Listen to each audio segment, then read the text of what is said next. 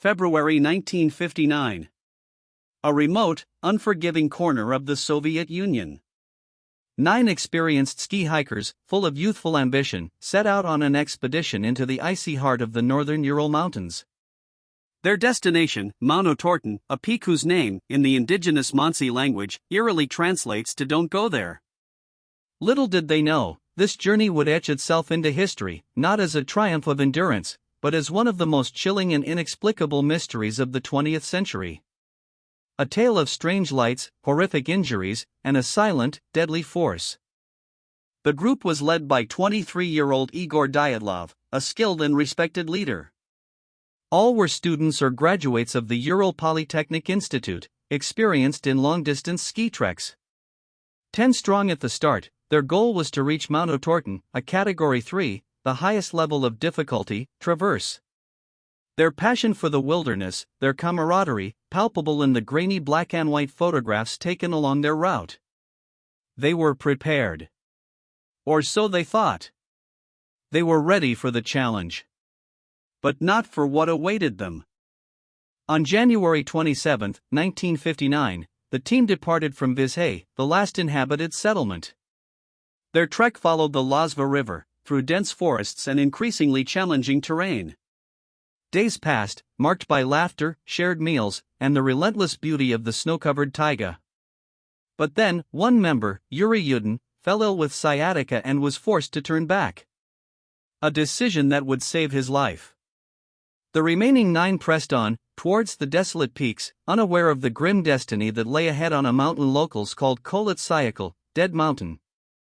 The group was expected to return to Vizhay by February 12. Dyatlov had arranged to send a telegram upon their arrival. February 12 came and went. No telegram. Initially, no alarm was raised. Delays were common with such expeditions. But as days stretched into weeks, a quiet unease began to settle over their friends and families. By February 20, with no word, the first official search parties were organized. The vast, silent wilderness had swallowed them whole. The chilling truth, yet to be uncovered. Volunteers, military personnel, and aircraft joined the desperate search. The weather was brutal, heavy snowfalls, sub-zero temperatures, and treacherous winds. The scale of the operation was immense, combing vast tracts of the unforgiving landscape. Hope dwindled with each passing day. The Soviet authorities, initially slow to react, now poured resources into finding the missing hikers. What began as a rescue mission was slowly, inevitably, transforming into something far more grim. The mountain held its secrets tightly. On February 26, a search party discovered the abandoned tent. It was pitched on a slope of Kholat Syakhl, approximately 300 meters from a cedar tree. The scene was instantly disturbing.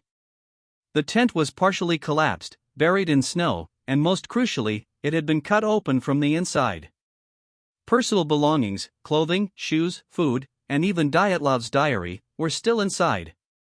It appeared as though the hikers had fled in a desperate, frantic hurry, leaving behind essential survival gear in temperatures well below freezing. Why?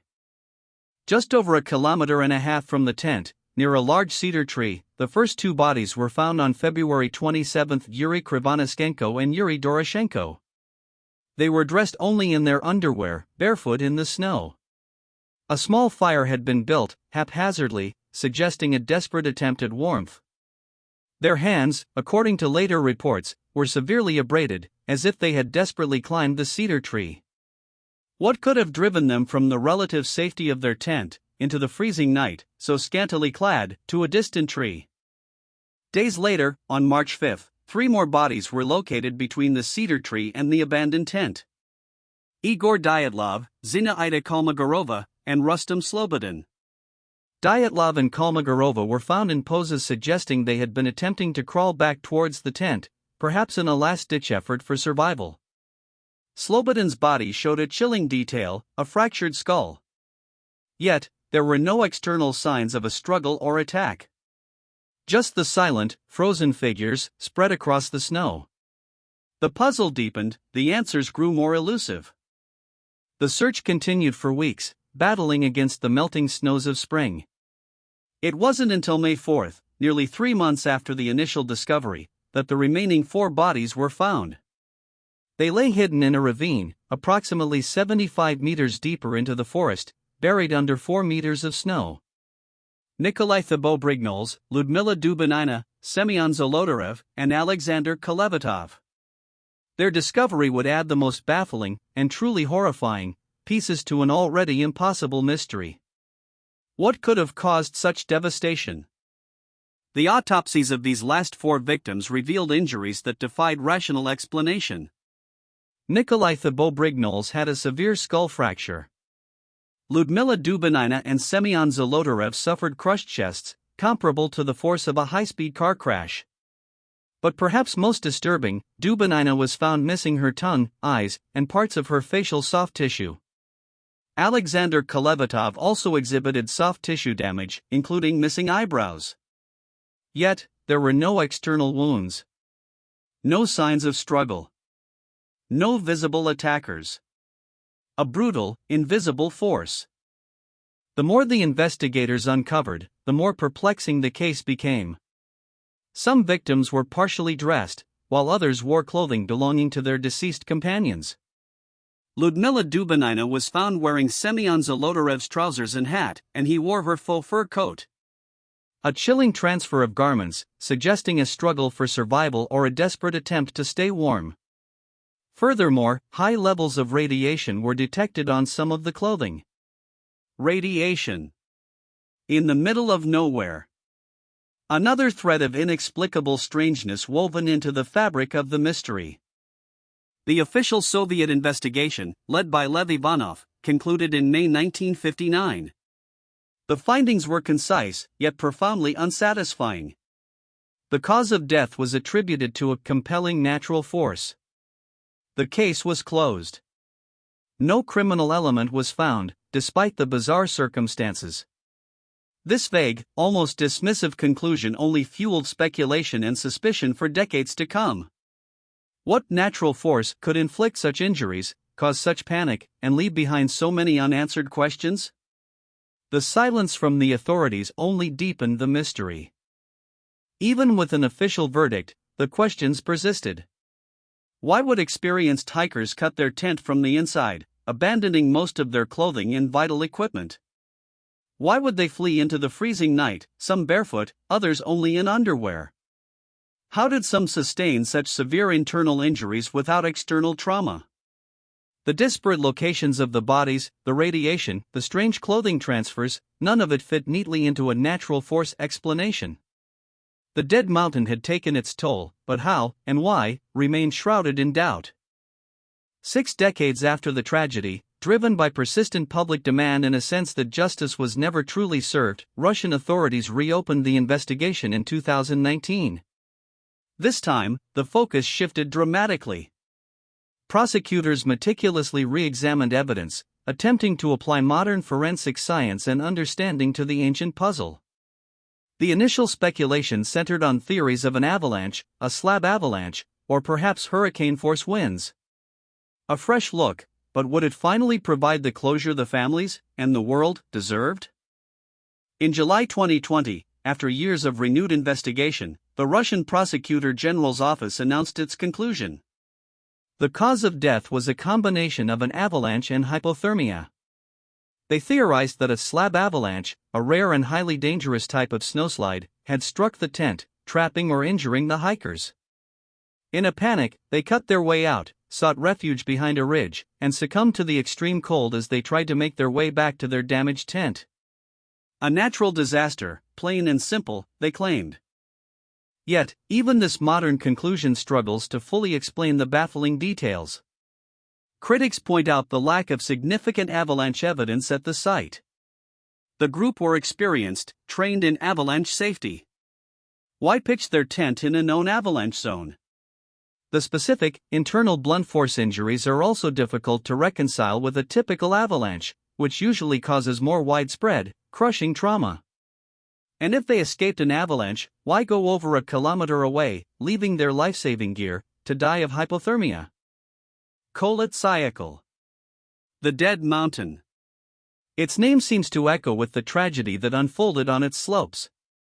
The official explanation, while plausible on the surface, leaves many crucial questions dangling, unresolved.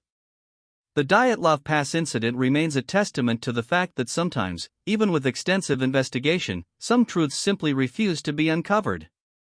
The mountain guards its secrets fiercely, allowing only fragments of a terrifying narrative to emerge, forever obscured by snow and time. What truly happened that night? Without a satisfying official answer, countless alternative theories have emerged. Some suggest paradoxical undressing, a final stage of hypothermia where victims feel intensely hot and strip off their clothes, explaining the scant attire. Others propose infrasound, low-frequency sound waves generated by wind patterns that could induce panic and irrational behavior. More dramatic theories involve secret Soviet military testing, perhaps a botched experiment or weapon test that caused the bizarre injuries and radiation. Each theory attempts to fill in the terrifying blanks. Then there are the more sensational.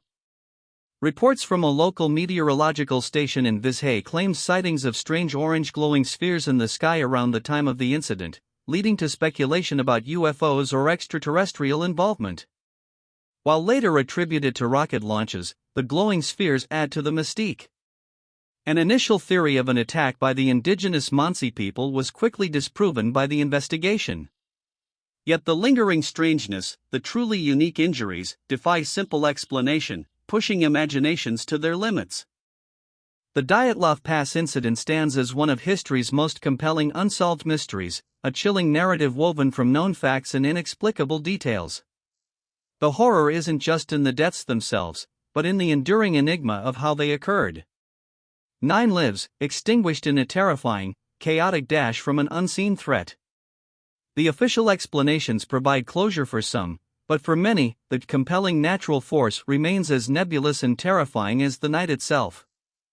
A story of human courage, desperate flight, and an encounter with something still beyond our grasp.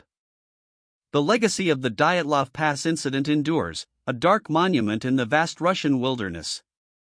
It serves as a stark reminder of the unpredictable power of nature, but also of the chilling possibility that some events simply cannot be explained away. For over 60 years, the fate of Igor Dyatlov and his companions has haunted generations, prompting endless debate, investigation, and speculation. And perhaps, that is the true nature of this mystery, not a final answer, but an eternal question, whispered on the icy winds of the Dead Mountain.